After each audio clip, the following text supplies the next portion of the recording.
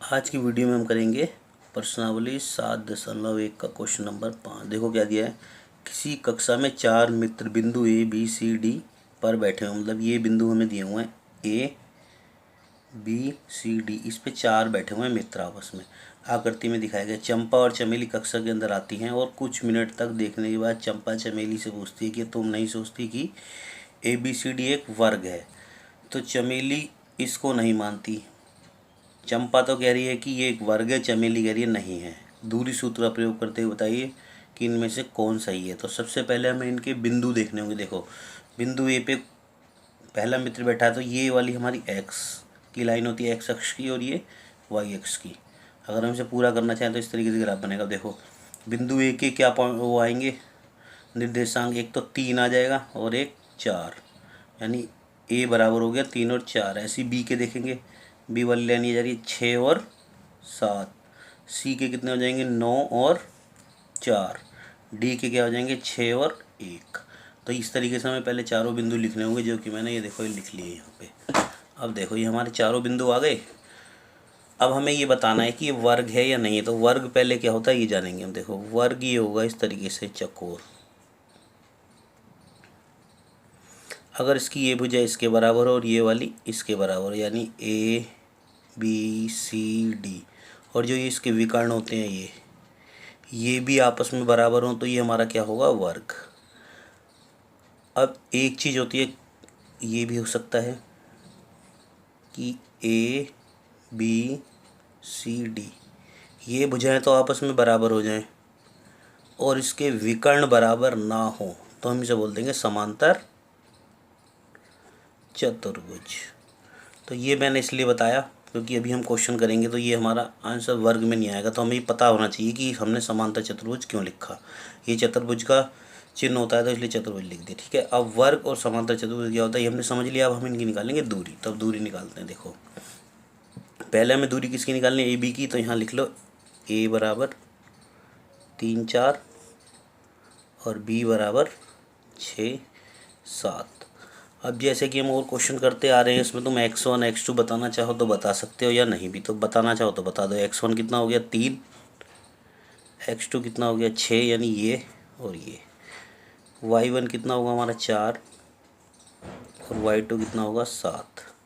अब हमने निकालनी है दूरी किसकी, ए बी की।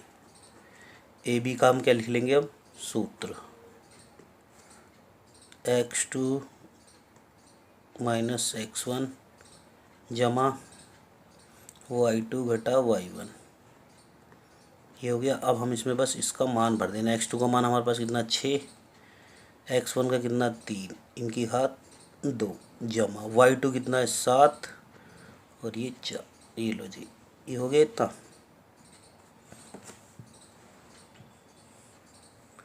अब हमने क्या करना है, 6 में से 3 गए 3, 7 में से 4 गए 3, 3 की घात 3 का मतलब 3 गुना 3 यानी 9, और इसका भी 9। ये कितना आ गया 18। अब 18 के हम गुणनखंड करें, 3 तिया 9 और 3 दूनी 9 और 9 दूनी 18। तो ये जोड़ा बाहर आएगा 3 का, तो ये क्या मिल गया हमें 3 तो √2। ये आ गया हमारा ए बी का। अब हमें किसकी निकालनी दूरी, ए बी के बाद, क्योंकि वैसे इसके सामने देखो सी डी है तो हम सी डी निकाल लेते हैं, या जो मर्जी निकाल सकते हैं। तो हम निकालते हैं सी डी। तो सी डी निकालने तो पहले यहाँ सी की क्या करेंगे हम बिंदु लिख लो। सी के बिंदु हैं हमारे पास 9 और 4, डी के बिंदु हैं हमारे पास 6 और 1।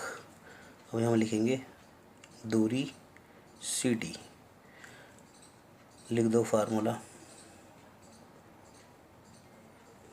इसमें चाहो तो x1 यहाँ भी लिख सकते हैं वहाँ भी, क्योंकि ऊपर घात 2 लग रही है इसलिए आंसर हमारा एक ही आता है, कोई फ़र्क नहीं पड़ता।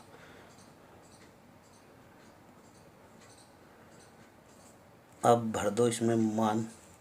देखो उसमें मैंने ऊपर बता दी थी इसलिए यहाँ लिखे नहीं। अब देखो x2 कितना होगा हमारा 6 घटा x1 कितना होगा 9, y2 कितना होगा 1 घटा y1 कितना होगा 4।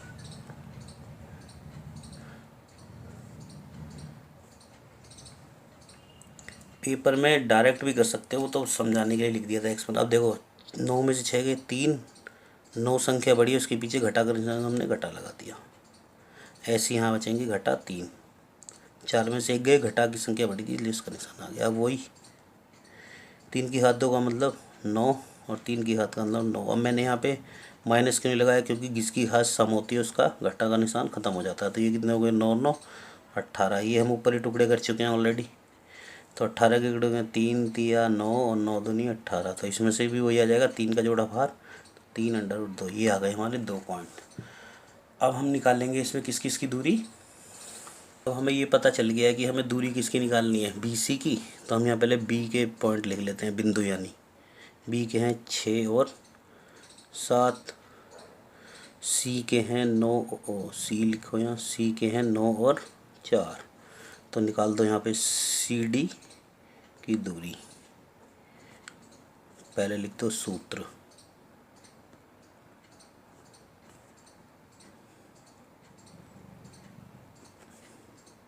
x2 9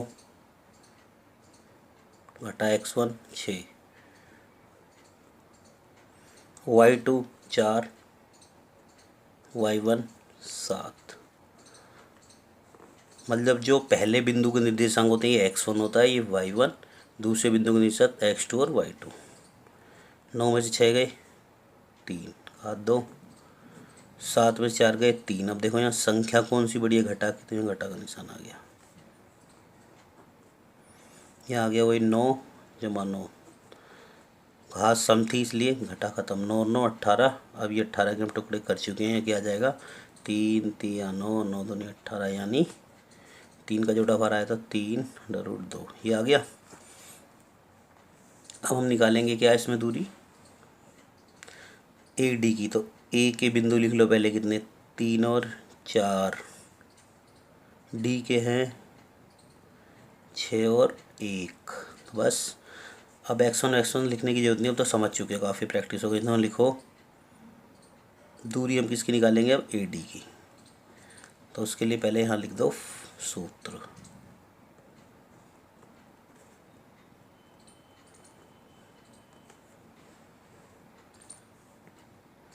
x2 कितना 6, x1 कितना 3, y2 कितना 1 और y1 कितना है 4।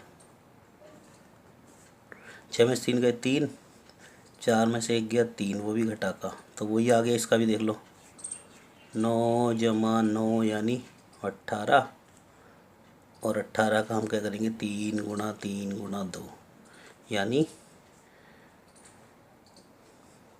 3 वर्ग 2। यानी कि अब देखो चारों भुजाएं हमारी बराबर आ चुकी हैं।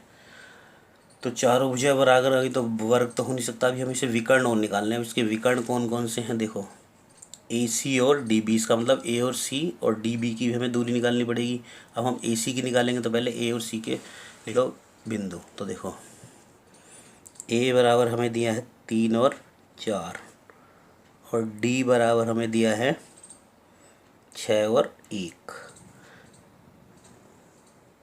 अब हम निकालते हैं यहाँ पे AD की दूरी।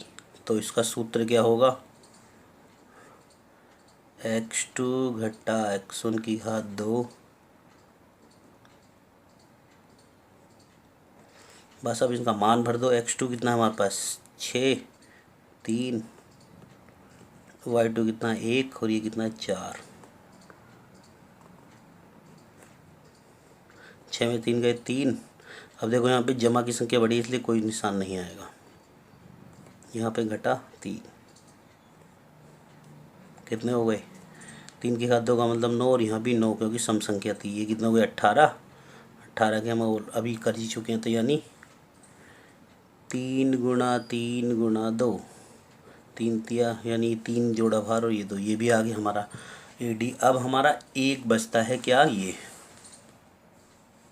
DB, यानी DB की हम दूरी निकालेंगे। तो हमें इसका मतलब क्या करना है, हमें पहले B के बिंदु लिख लेने हैं।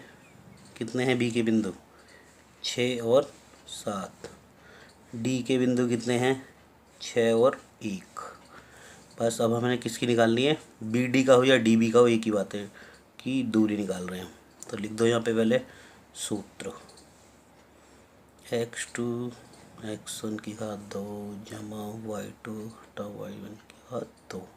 मान रख दो। x2 कितना होगा, डी के निर्देशांक का पहला ये हो गया 6 और ये क्या होगा 6। y2 कितना हुआ 1 घटा 7 की घात 2, ये लगा दो यहाँ रूट।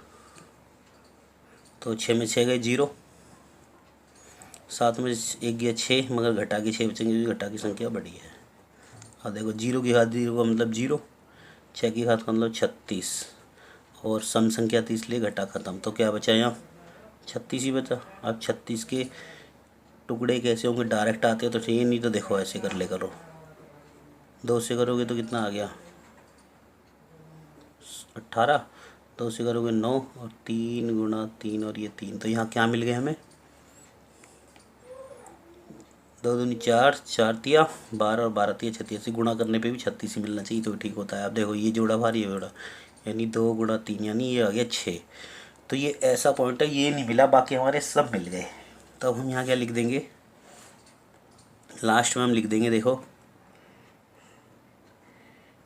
ए बी बराबर है सी डी के, कोमा बी सी बराबर है ए डी के, लेकिन जो इसके विकर्ण हैं, विकर्ण यानी ए सी बराबर नहीं है बी डी के। अब मैंने ऊपर क्या बताया था, अगर हमारे विकर्ण बराबर ना आए तो क्या होता है समांतर चतुर्भुज। तो यह लिख देना आता है ए बी सी डी एक समांतर चतुर्भुज है। अब समांतर चतुर्भुज है तो इसमें से कौन ठीक हुआ। अब देखो यहाँ पे क्वेश्चन और एक बार और देख लो, ये क्या कह रही, चमेली कक्षा के अंदर आते हैं। चमेली कह रही थी, चंपा चमेली से कहती है कि तुम नहीं सोचती कि ABCD एक वर्ग, यानी चंपा कह रही थी, तो चंपा गलत हो गई तो चमेली ठीक है। तो बस इसमें एक लाइन और लिख देना, ठीक है। तो ये क्वेश्चन हमारा समाप्त। आगे क्वेश्चन हम अपनी आगे की वीडियो